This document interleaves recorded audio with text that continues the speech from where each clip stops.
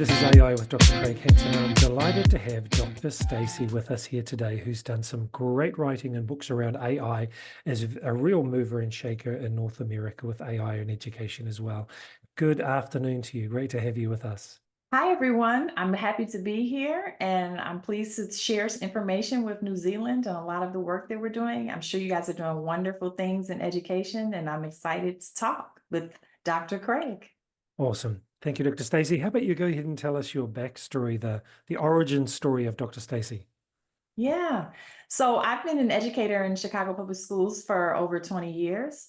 I started out initially as a high school science teacher, and I taught for over a decade. And, I always had an inclination and an interest in technology, although I'm not a digital native. So I'm definitely self-taught in technology. And so, I have this natural inclination to teach science. For the past over 13 years or so, I've been an administrator in a variety of school and district leadership capacities. And so it's kind of naturally set me up to work at this intersection of STEM and educational leadership. And I'm really excited about it. So that's my background. My doctorate is in urban education leadership, and I'm a graduate of the University of Illinois Urban Education Leadership Program here in Chicago, which is one of the top principal development programs in the nation. Wow. Can you just share a little bit of the unique factors that make up urban education leadership as opposed to other leadership? Yes. So in urban education leadership, that's a really good question. And each city is unique. So, I'm speaking a little bit about Chicago. And Chicago in particularly, we are the fourth largest urban district in the nation. We were the third for a very long time.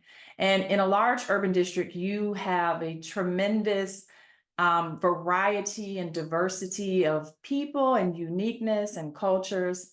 And so that lends towards a district being able to be adaptable and flexible and serve a wide population of students, families, and community members, because our schools really are hubs and sources of community in a lot of our neighborhoods. In urban education, which is not necessarily unique to urban education, it's also present in rural and suburban education as well.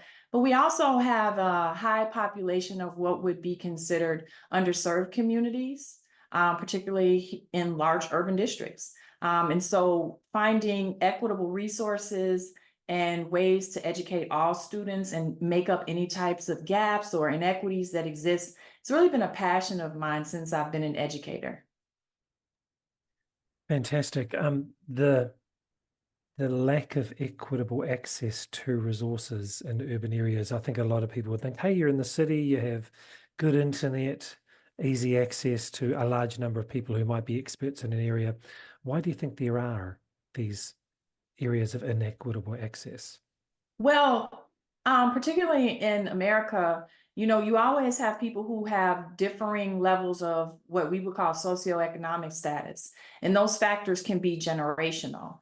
We have high populations of Black and Brown students who, don't necessarily have the same generational wealth and advantages here in America that a lot of other students might have. And so some of the societal factors that were previously present in America and are still in trickling forms in various forms still present now are what cause these inequities. Hmm. And so then did that lead to your interest in AI and the opportunities with technology? Yes, so I began to notice the inequities earlier on in my career. I taught in a high needs high school on Chicago's West Side, Crane High School, and I taught there for a decade. And it was primarily Black. It was located in what would be considered public housing or housing projects. And so it served a high population of students that would be considered low socioeconomic status. And when students would come into my ninth grade biology classroom, a lot of them had no concepts of scientific understanding. And when I would ask them, I would say, hey, did you guys do this in elementary school? A lot of them never had science in elementary school. And there are a lot of factors that might have contributed to that. We have teacher shortage and have always had a teacher shortage in high needs areas such as science, math, and STEM. And then communities that have more resources tend to draw more teachers there. And so oftentimes when there's a shortage, it impacts the communities that are most in need. And so Mm, knowing that and experiencing that for my entire career, that's why it's so important. And I'm so passionate about supporting and providing STEM and AI education, not just to educators, but to leaders who serve in communities, every communities, but particularly those who served in what would be considered under-resourced communities. mm. Now, the book that you wrote really caught my attention because it sounded so exciting, actually. Which Like one? Because there's a crush, few. yeah, well, the one about acing your teacher evaluation and crushing your teaching goals, elevating your teaching practice, accelerating your professional growth. I just thought, wow, I need to get this book for myself. This sounds awesome. Yeah. Thank you. So the little bit of the backstory around how that Mm, evolved, my AI story, and I tell this when I present and do professional development. My AI story, I'm sure started well before I knew it started, but I consciously started about 2.5 years ago. We have a major conference called ASU GSV, and it's a combination of entrepreneurship, education, and educational technology. And we had just came off the pandemic. I was a part of the team that was building the newest STEM high school in Chicago, Inglewood STEM. And so it was one of the first trips that we got to take when we came back from the pandemic and we were clear for travel. We went to ASU GSV. And at the time, it was a great opportunity to get away and bond as a team. And I was standing in the back of one of the superintendent's workshops at the conference, and I overheard the then superintendent of Miami, who is now the superintendent of Los Angeles, Alberto Cavallo. And he just threw out at the end of the session, hey, everybody pay attention to AI. And he pointed us to a report, the 2035 skills imperative. So I was mm, standing in the back of the room. I pulled out my cell phone, looked it up. I said, okay, I'm going to check this out for the work that we're doing at the STEM school we were in the process of building and designing. And that one thing led to the next time flight. And next thing you know, Chat GPT launched. And mm, at first, I wasn't one of the initial adopters in the first month or so, because to be honest with you, when you work in a school, we all know how busy you are on a mm, day-to-day basis. So you're working with supporting teachers, so you don't necessarily have a lot of time to innovate and find out new information. But I got wind of it and I started playing around with it in the context of my role as an educational leader. And I really, at some point in time after about a month, was really like, okay, this is something really different. The ability to build content, reason, strategically plan, that's like nothing we've ever had before. And mm, so I really started testing it with common things I would do day to day in the course of my leadership. And it dawned on me, this is something that we need to figure out how to resource and put in place for everyone to take advantage of. So that's when I really started doubling down, watching tons of YouTube content. I was reading every report, every resource that I could get my hands on, and just really figuring out what was the best pathway to move forward to empower educators. And Memorial Day, that's a holiday at the end of May here in the States. I was out watering my garden and I had an epiphany to, I need to write materials to teach educators how to use ChatGPT. And so I came in and I went on ChatGPT and I said, hey, I have an idea. How can I best do this? I live in Chicago, Illinois. We use the Danielson framework.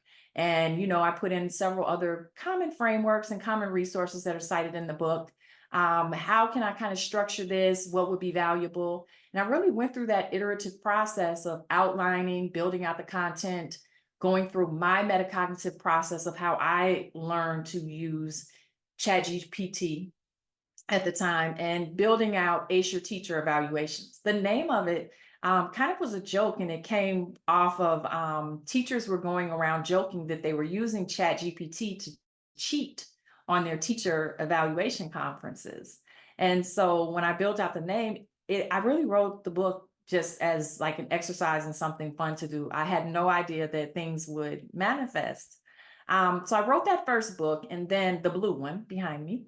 And mm, then I realized that, I need to do something for kids.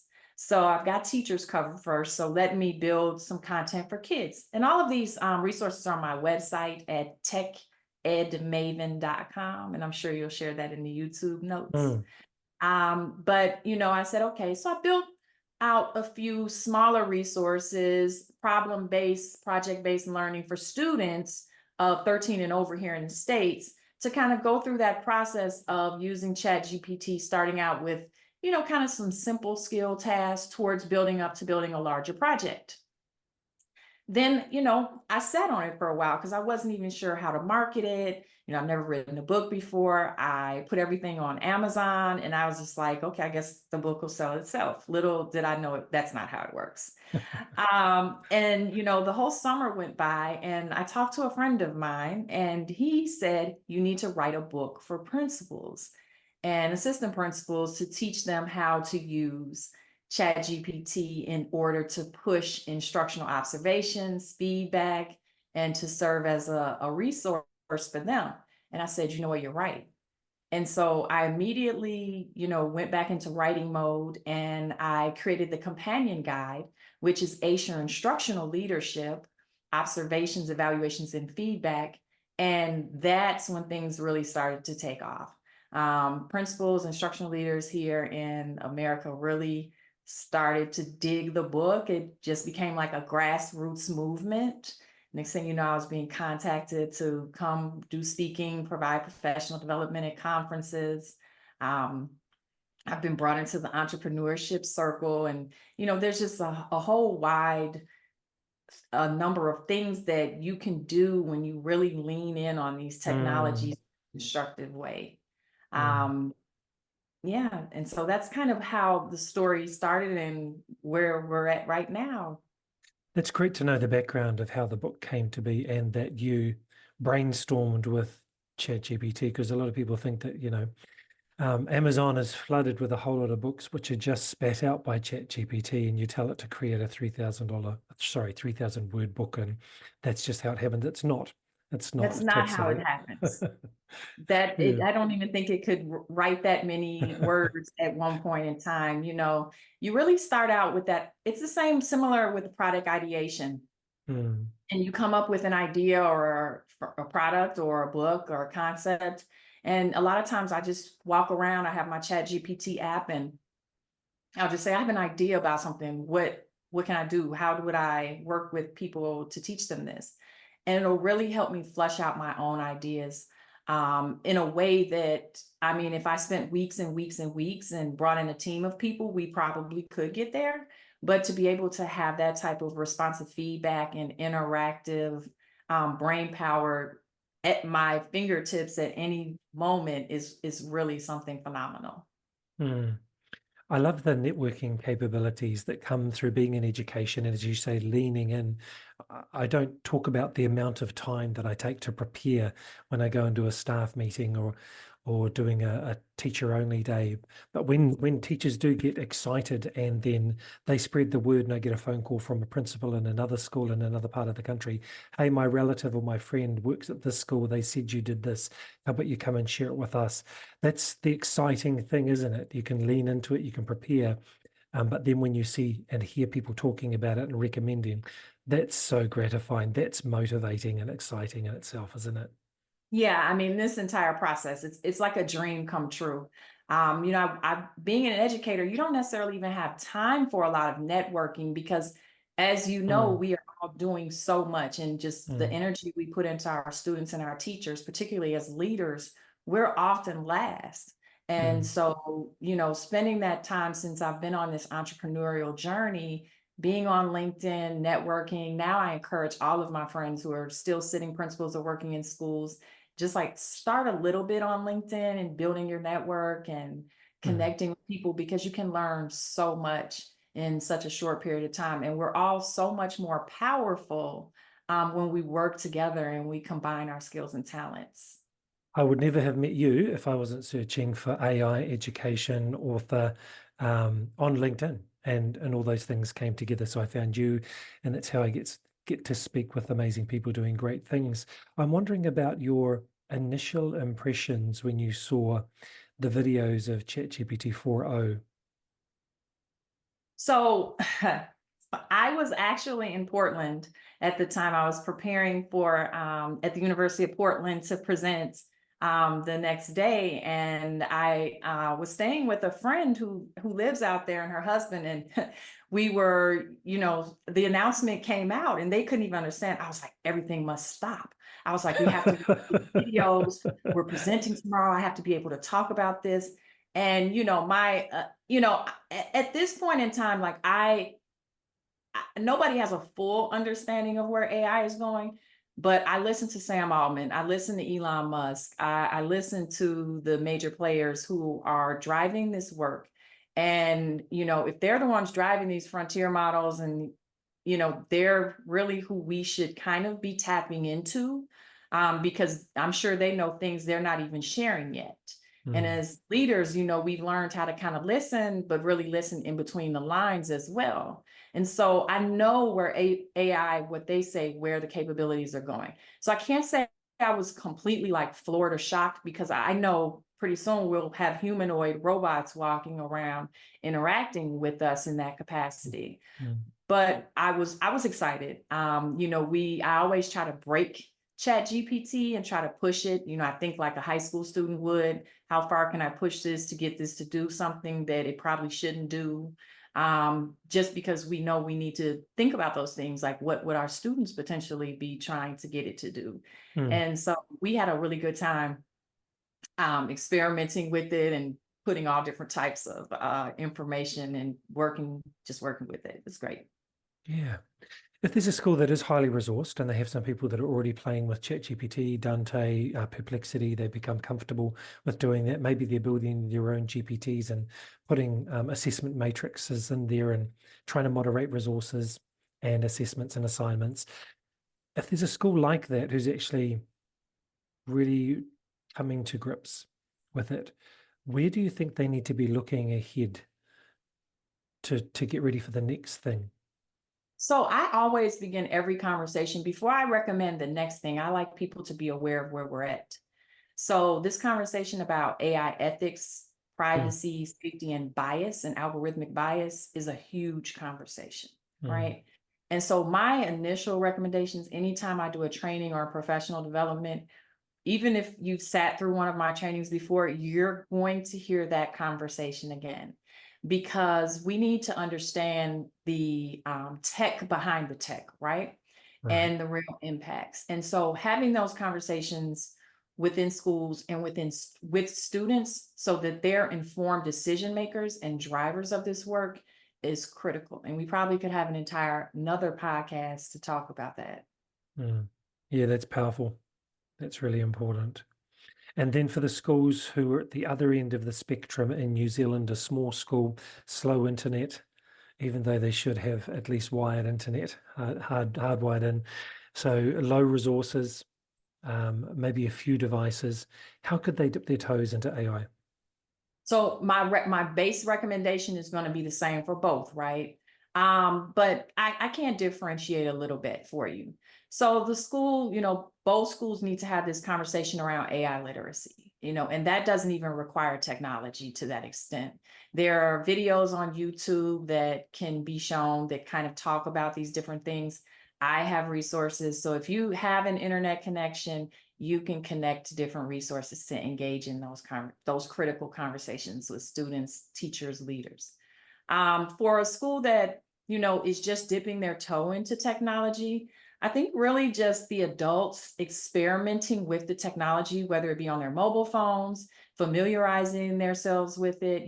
Chat GPT 4.0 is now free. At least I know it is here worldwide. It's free. I'm not sure about the accessibility in other countries. There are different restrictions, but here, anyone who has a smartphone can put that app on their phone and experiment it with it during, the normal course of their everyday life. Have it help you create a meal plan, a garden Mm, plan. Just ask it, simple questions about decisions that you make, help it brainstorm ideas. For the school that you referenced before that was so far in advance that the students are currently building GPTs and, creating that technology, that's really powerful work. I think looking, if the students are older, looking for internships and ways that they can move into different career paths, really harnessing in on those skills of prompt engineering and leaning into machine learning and understanding the tech behind the tech would be their next avenue. Very good. What's the best way for people to reach out to you if they want to engage your services? Yeah, the best way for, well, probably the easiest way is for on LinkedIn. My name is Stacie, Stacie Chana, Chana. You can also email me at Dr. Stacie Chana at techedmaven.com, and I'll give you all that information so that you can put it in the description on YouTube. Fantastic. I'll make sure that it's there and wherever the video is posted as well. So thank you so much, Dr. Stacie, for your time. Thank you.